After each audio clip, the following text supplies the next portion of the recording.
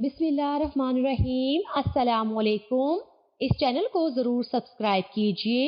हज़रत हलीमा रज़ी अल्लाह तआला अन्हा फरमाती हैं, जब मैं हज़रत मोहम्मद सल्लल्लाहु अलैहि वसल्लम को उनके वालिदैन के हवाले करने जा रही थी और मक्का के बलाई इलाके में पहुंची तो आप अचानक गायब हो गए। मैं हवास बाख्ता हो गई। हलीमा सादिया फरमाती हैं, मैं परेशानी की हालत में मक्का पहुंची। आपके दादा अब्दुल मुत्तलिब के पास पहुंचते ही मैंने कहा, मैं आज रात मोहम्मद सल्लल्लाहु अलैहि वसल्लम को लेकर आ रही थी। जब मैं बलाई इलाके में पहुंची तो वो अचानक कहीं गुम हो गए। अब खुदा की कसम मैं नहीं जानती वो कहाँ हैं। अब्दुल मुत्तलिब ये सुनकर फौरन काबा के पास खड़े हो गए। उन्होंने आपके मिल जाने के लिए दुआ की, फिर आपकी तलाश में रवाना हो गए। उनके साथ वर्का बिन नौफिल भी थे। गर्स दोनों तलाश करते करते तहामा की वादी में पहुंचे। एक दरख्त के नीचे उन्हें एक लड़का खड़ा नजर आया। उस दरख्त की शाखें बहुत घनी थी। हजरत अब्दुल मुत्तलिब रज़ी अल्लाह अन्हु ने पूछा, लड़के तुम कौन हो? हजूर सल्लल्लाहु अलैहि वसल्लम चूंकि उस वक्त तक कद निकाल चुके थे, इसलिए हजरत अब्दुल मुत्तलिब रज़ी अल्लाह अन्हु पहचान ना सके। आपका कद तेजी से बढ़ रहा था। जवाब में आप सल्लल्लाहु अलैहि वसल्लम ने फरमाया, मैं मोहम्मद बिन अब्दुल्ला बिन अब्दुल मुत्तलिब हूँ। ये सुनकर हजरत अब्दुल मुत्तलिब रज़ी अल्लाह अन्हु बोले, तुम पर मेरी जान कुर्बान, मैं ही तुम्हारा दादा अब्दुल मुत्तलिब हूँ। फिर उन्होंने आप सल्लल्लाहु अलैहि वसल्लम को उठाकर सीने से लगाया और रोने लगे। आपको घोड़े पर अपने आगे बिठाया और मक्का की तरफ चले। घर आकर उन्होंने बकरियां और गायें ज़िबा की और मक्के वालों की दावत की। आपके मिल जाने के बाद हजरत हलीमा सादिया हजरत आमना रज़ी अल्लाह अन्हा के पास आई तो उन्होंने पूछा, हलीमा अब आप बच्चे को क्यों ले आई? आपकी तो ख्वाहिश थी कि ये अभी आपके पास और रहे। उन्होंने जवाब दिया, ये अब बड़े हो गए हैं और अल्लाह की कसम मैं अपनी जिम्मेदारी पूरी कर चुकी हूँ। मैं खौफ महसूस करती रहती हूँ, कहीं इन्हें कोई हादसा पेश ना आ जाए। इन्हें आपके हवाले करती हूँ। हजरत आमना रज़ी अल्लाह अन्हा को ये जवाब सुनकर हैरत हुई। बोली, मुझे सच सच बताओ माजरा क्या है? तब उन्होंने सारा हाल कह सुनाया। हजरत हलीमा सादिया ने दरअसल कई अजीबो गरीब वाकयात देखे थे। इन वाकयात की वजह से वो बहुत परेशान हो गई थी। फिर सीना मुबारक चाक किए जाने वाला वाकया पेश आया तो वो आपको फौरी तौर पर वापस करने पर मजबूर हो गई। वो चंद वाकयात हजरत हलीमा रज़ियल्लाहु अन्हा इस तरह बयान करती हैं। एक मर्तबा यहूदियों की एक जमात मेरे पास से गुजरी।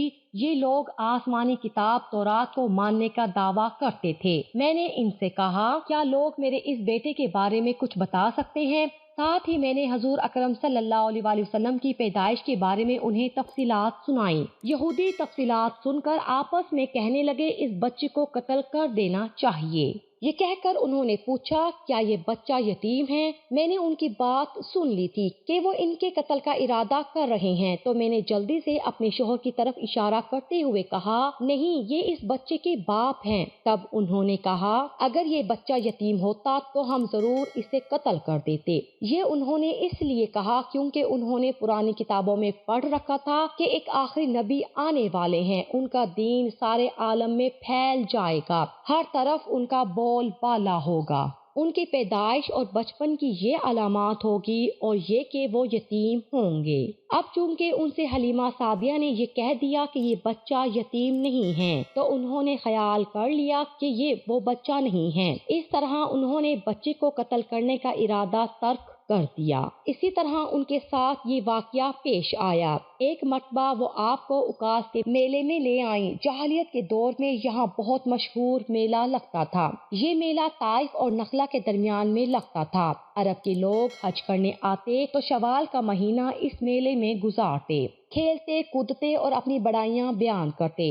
हजरत हलीमा सादिया रज़ियल्लाहु अन्हा आपको लिए बाजार में घूम रही थी कि एक काहिन की नजर उन पर पड़ गई। उसे आप में नबूवत की अलामत नजर आ गई। उसने पुकार कर कहा, लोगो इस बच्चे को मार डालो। हजरत हलीमा रज़ियल्लाहु अन्हा उस काहिन की बात सुनकर घबरा गई और जल्दी से वहां से सरक गई। इस तरह अल्लाह ताला ने हजूर सल्लल्लाहु अलैहि वसल्लम की हिफाजत फरमाई। मेले में मौजूद लोगों ने काहिन की आवाज सुनकर इधर उधर देखा کہ کس بچے کو قتل کرنے کے لیے کہا گیا ہے، مگر انہیں وہاں کوئی بچہ نظر نہیں آیا۔ اب لوگوں نے کاہن سے پوچھا کیا بات ہے، آپ کس بچے کو مار ڈالنے کے لیے کہہ رہے ہیں؟ اس نے ان لوگوں کو بتایا، میں نے ابھی ایک لڑکے کو دیکھا ہے، معبودوں کی قسم وہ تمہارے دین کے ماننے والوں کو قتل کرے گا، تمہارے بتوں کو توڑ دے گا اور وہ تم سب پر غالب آئے گا۔ یہ سن کر لوگ آپ کی تلاش میں ادھر ادھر دوڑے لیکن ناکام رہے۔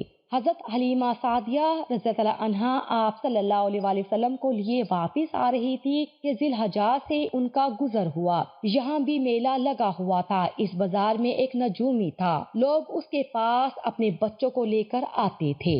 وہ بچوں کو دیکھ کر ان کی قسمت کے بارے میں اندازہ لگاتا تھا۔ حضرت حلیمہ سعدیہ رضی اللہ عنہا اس کے نزدیک سے گزری تو نجومی کی نظر حضور اکرم صلی اللہ علیہ وآلہ وسلم پر پڑی۔ نجومی کو آپ صلی اللہ علیہ وآلہ وسلم کی مہر نبوت نظر آ گئی اور ساتھ ہی آپ صلی اللہ علیہ وآلہ وسلم کی آنکھوں کی خاص سرخی اس نے دیکھ لی۔ وہ چلا اٹھا، اے عرب کے لوگوں، اس لڑکے کو قتل کر دو، یہ یقیناً تمہارے دین کے ماننے والوں کو قتل کرے گا، تمہارے بتوں کو توڑے گا اور تم پر غالب آ جائے گا۔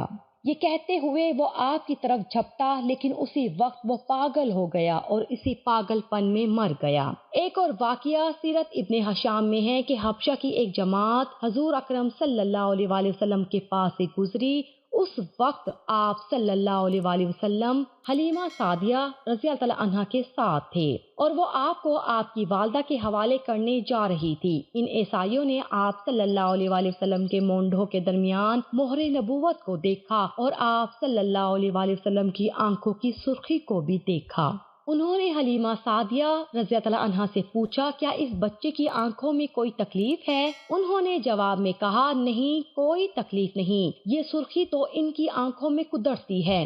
ان عیسائیوں نے کہا تب اس بچے کو ہمارے حوالے کر دو، ہم اسے اپنے ملک لے جائیں گے۔ یہ بچہ پیغمبر اور بڑی شان والا ہے، اس کے بارے میں سب کچھ جانتے ہیں۔ حلیمہ سعدیہ رضی اللہ عنہا سنتے ہی وہاں سے جلدی سے دور چلی گئی، یہاں تک کہ آپ صلی اللہ علیہ وآلہ وسلم کو آپ صلی اللہ علیہ وآلہ وسلم کی والدہ کے پاس پہنچا دیا۔ ان واقعات کے بعد حلیمہ سعدیہ رضی اللہ عنہا اور ان کے خاوند حارث نے فیصلہ کیا کہ اب بچے کو اپنے پاس نہیں رکھنا چاہیے۔ جب حضرت حلیمہ سعدیہ رضی اللہ عنہا نے آپ صلی اللہ علیہ وآلہ وسلم کو حضرت آمنہ کے حوالے کر دیا، اس وقت آپ صلی اللہ علیہ وآلہ وسلم کی عمر مبارک 6 سال تھی۔ ایک روایت ملتی ہے کہ اس وقت عمر شریف 5 سال تھی۔ ایک تیسری روایت کے مطابق عمر مبارک 6 سال ہو چکی تھی۔